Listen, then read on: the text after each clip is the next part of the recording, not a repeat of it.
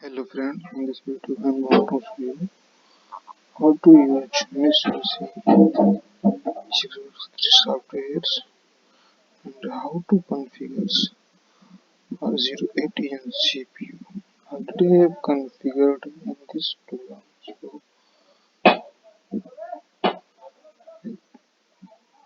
मैं अब इसको स्टार्ट करता हूँ कैसे आपको इसमें what is the process of required to integrate R08EN CPU in Works3. First of all मैं आपको CPU दिखा देता हूँ यहाँ पर R08EN CPU है एंड CPU पैरामीटर्स में आपको मैं यहाँ पर आप देख सकते हैं इसमें कुछ CPU पैरामीटर्स में आपको सेटिंग करनी होती है। फर्स्ट इस पे आप ऐड करते हैं मेमोरी ऑपरेशनल, इसमें कुछ सेटिंग है वो मैं आपको name setting as a title setting, जैसे आपने कोई भी प्रोजेक्ट आप यहाँ पर उस प्रोजेक्ट का नाम डाल सकते हैं। इंक्रीमेंट एंड आप इसे नंबर सेकंड आता है ऑपरेशनल रेट सेटिंग्स, आपके time match limit run post country, यहाँ पर आप क्लॉक रिलेटेड टाइमिंग का डाल सकते हैं। आउटपुट स्टॉप के लिए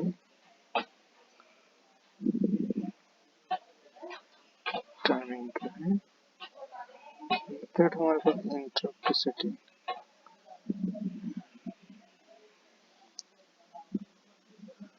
थर्ड है हमारे पास सर्विस प्रोसेस सर्विस लेवल्स, यहाँ पर इसको आप इस पे थर्ड पे डाल सकते हैं। प्रोसेसिंग टाइम प्रोसेसिंग मैं इसको डिफॉल्ट सेटिंग, एंड थर्ड आता है फाइल सेटिंग्स। फाइल सेटिंग के लिए हम इसको यूज फिर आप जैसे अपने प्रोग्राम में यूज करें उसमें जो भी है उसको आप कुछ भी डाल सकते आप एज पर योर रिक्वायरमेंट यहाँ पर सेट कर सकते हैं। डाटा मेमोरी कार्ड आप लगा रहे हैं तो मेमोरी कार्ड में otherwise file setting for device data storage use कर दीजिए। Okay, memory device settings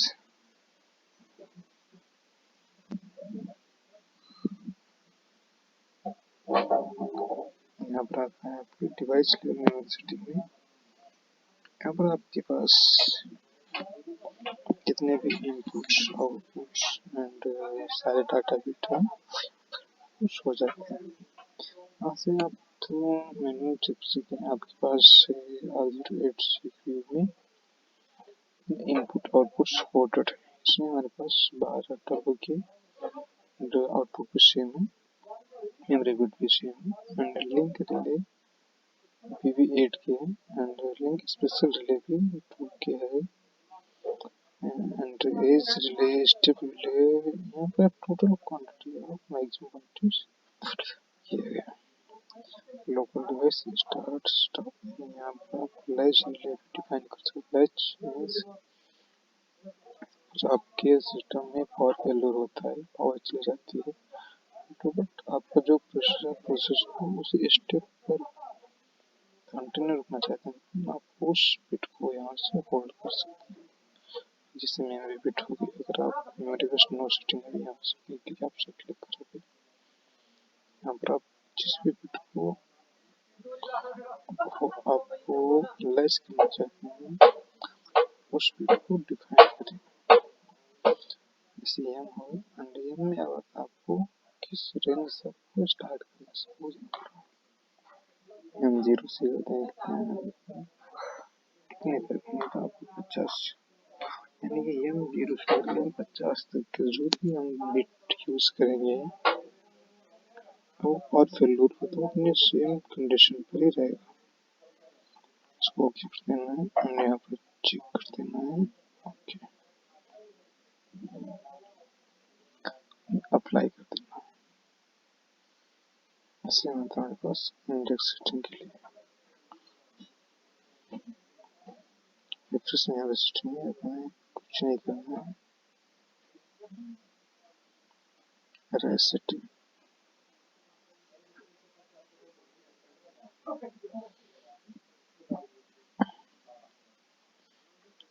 setting में आपके पास होता है इधर सेटिंग में, जैसे अगर आपके पास बैटरी प्रॉब्लम आ रही है तो आप क्या करना चाहिए, उसको डिटेक्ट करना है कि नहीं डिटेक्ट करना है, एंड फिर उसको डिटेक्ट करना है या नहीं करना है। और यहाँ पर हमारे पास कुछ ऑप्शन होते हैं जैसे CPU model plus settings at electric.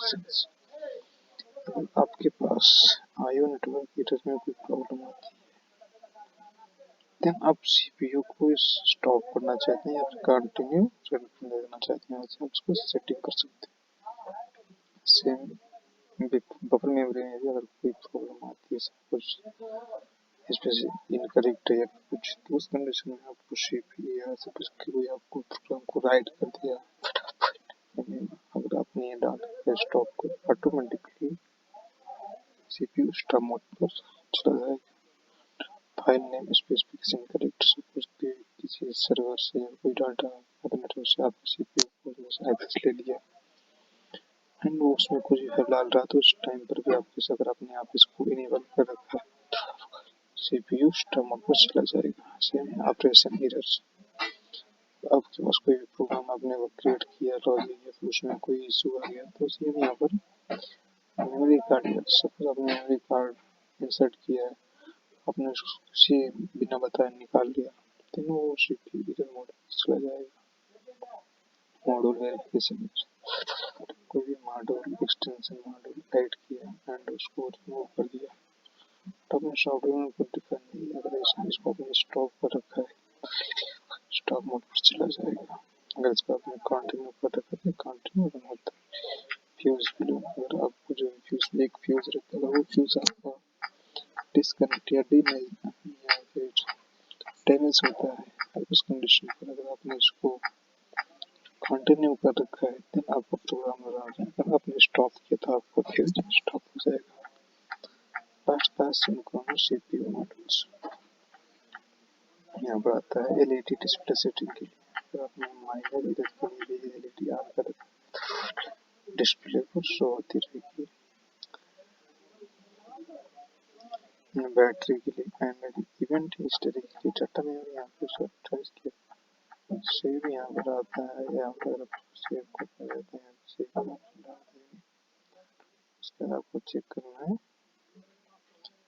Apply program settings.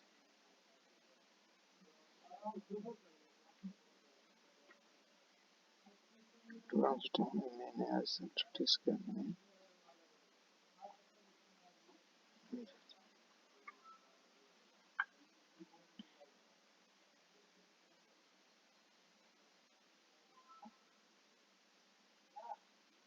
Okay. अभी हमारे पास CPU का सेटिंग कंप्लीट हो चुकी है। अब हम नेक्स्ट सेटिंग एंड प्रोग्रामिंग के लिए नेक्स्ट वीडियो में